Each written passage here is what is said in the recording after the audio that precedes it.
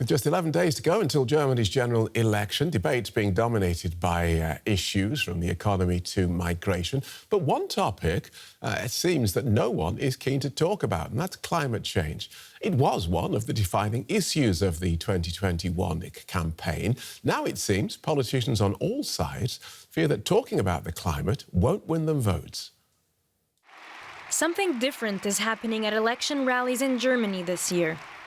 Topics like migration, security and the economy are being discussed a lot. Sicherheit, Wirtschaft, die Wirtschaft, Migrationswende, Sicherheit, Migration. But an issue that has previously topped the agenda is barely being mentioned.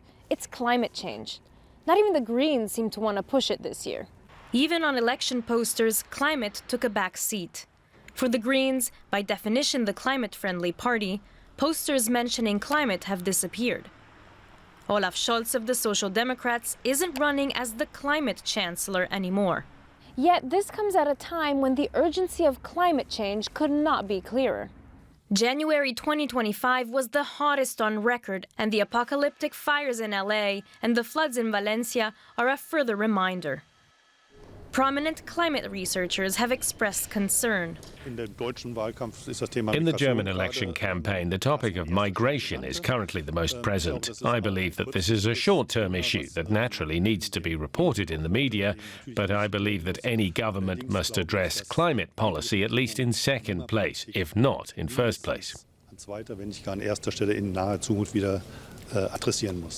And the director of Potsdam's renowned Institute for Climate Impact Research said, "The fact that unchecked climate change has long caused massive damage has somehow been forgotten in this election campaign."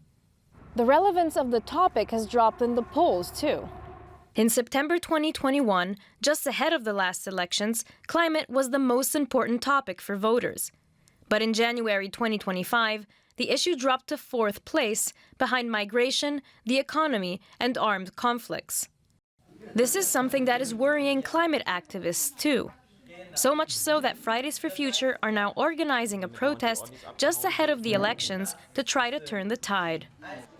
Unfortunately, we're living in a time where there are many crises, but the climate crisis is still one of the most existential. It's also a crisis that can't be pushed down the list. I think politicians are afraid to talk about the subject because in recent years the narrative has been that the climate issue is stressful, that it's a major challenge, and I think they're afraid of losing votes as a result.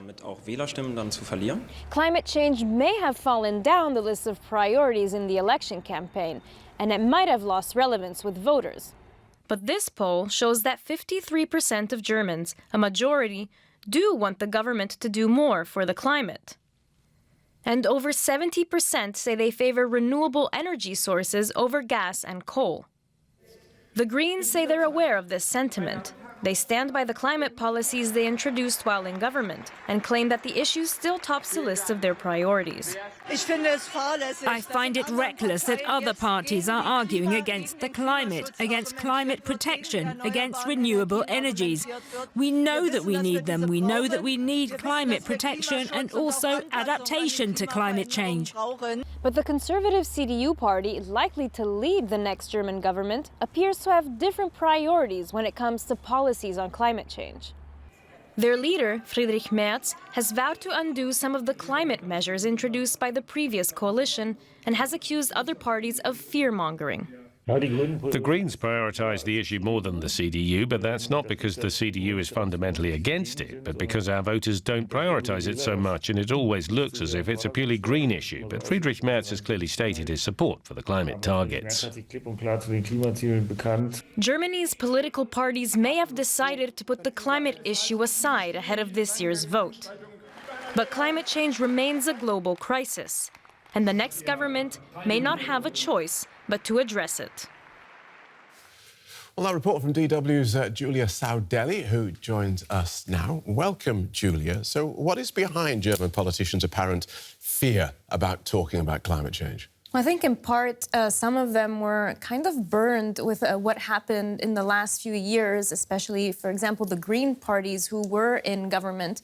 There were some measures that could be considered climate-friendly, for example, a law introducing a reform to the heating system in Germany, trying to push people to install heat pumps instead of gas heating. And this law was in part structured and worded not well. It was also not really communicated well, and it ended up being attacked a lot and also not well received from the public. And this is one example that might point to the concerns and fears that politicians might have to address the climate issue, because it is sometimes perceived from the public as politicians intruding in how they lead their life. Now, the climate issue is also, I've heard this from experts I've spoken to an issue that is difficult for politicians to address sometimes, because it's more in the long term. We see the results of the policies more in the long term, and these are issues that can't be perceived often quickly by the public, and they're issues that, therefore, politicians sometimes avoid. OK. That said, climate change did come up yesterday in a debate in the Parliament by the Greens' top candidate, Robert Habeck. Is that likely to make a difference this late in the game? I feel it might be a bit too little, too late. Habeck himself, like most politicians that are competing in the current election campaign, have focused more on the issue of migration, of security.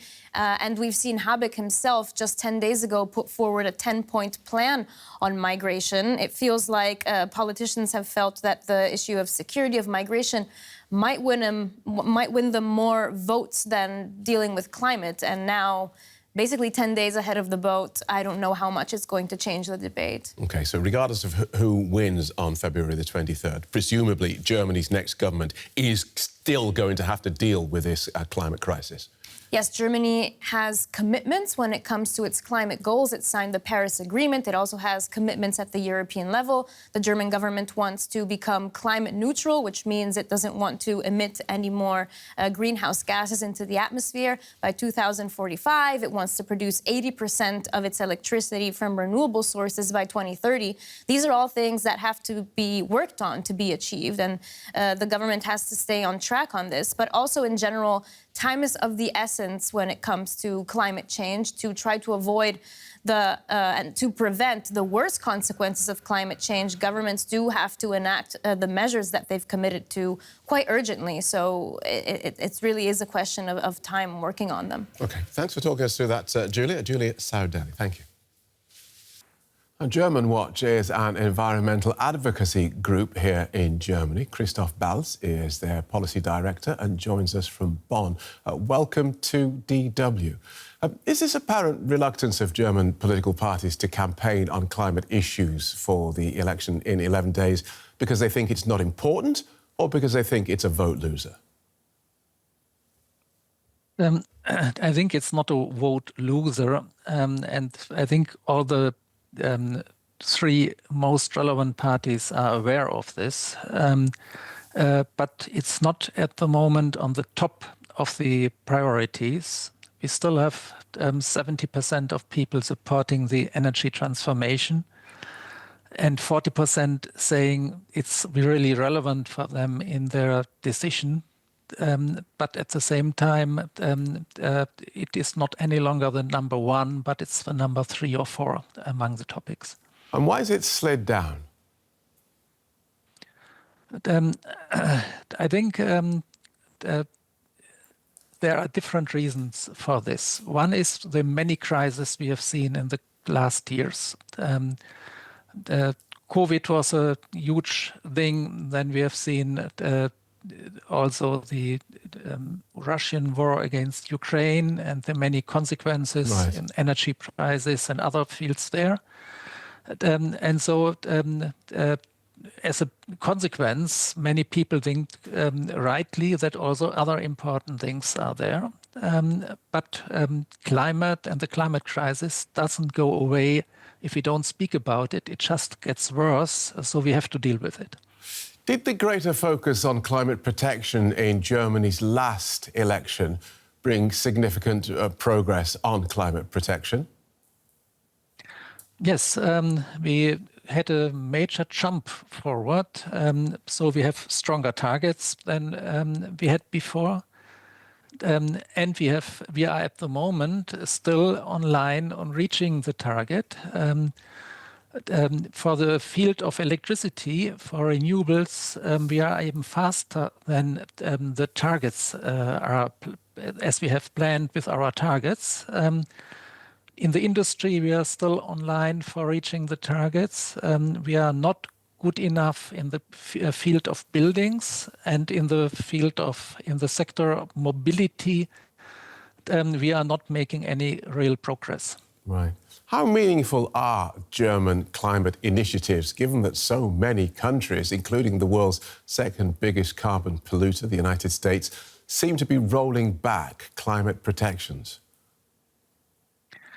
I think we see at the moment in the world an energy revolution, and we see an exponential increase for renewable energy and energy efficiency. And what we see in the world as a backlash is to a large extent driven from the fossil lobby, from the gas lobby, from the oil lobby, from the coal lobby, to have a longer and a more extended system for those energies. What we can see in Germany, how this lobby is very effective in trying to prolong the life of the old-fashioned oil cars in spite of the electric mobility, or in preventing the energy transition in the building sector.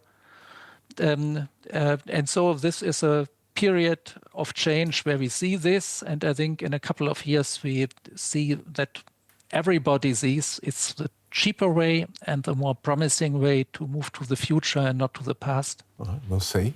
Good talking to you. Thank you for joining us. Christoph Bals from Germanwatch. Thank you. Joining us now from Berlin is Sarah Zitterbarth. She works for Greenpeace Germany, where her focus is on international climate policy. Welcome, Sarah. Let's pick up on the last line of that report. The fact is, there's nothing murky about this, is there? Germany's next government will have to deal with the climate issue. Exactly. Of course, we live in a time of polycrisis, but I think what is really important to remember is that the climate crisis is based on a physical reality. We have to cut down on emissions. The climate crisis is already here, and we are right now in a critical decade where we have to halve emissions worldwide by 2030, and there's just no time to left. We're facing already the impacts of the climate crisis, and the next government, whoever it will be, will have to protect the citizens against nature destruction and future extreme weather events that are coming. So given all you just said, I'd love for you to weigh in to give us some perspective here. Why has the climate crisis, in fact, taken a back seat in this election campaign, especially compared to the last one? It's a really important question, and I think one main reason is an agenda setting, a narrative setting by the political right, the far right, that tries to pit climate protection and the economy against each other, that tries to push a narrative that migration would be the only overarching crisis. And unfortunately, democratic parties are following this narrative and the misguided assumption that people and voters can only focus on one crisis. But we already heard also from some other climate activists that we live in a time of polycrisis, and recent surveys showed that people do care about environment and climate protection, and they want the government to act on it.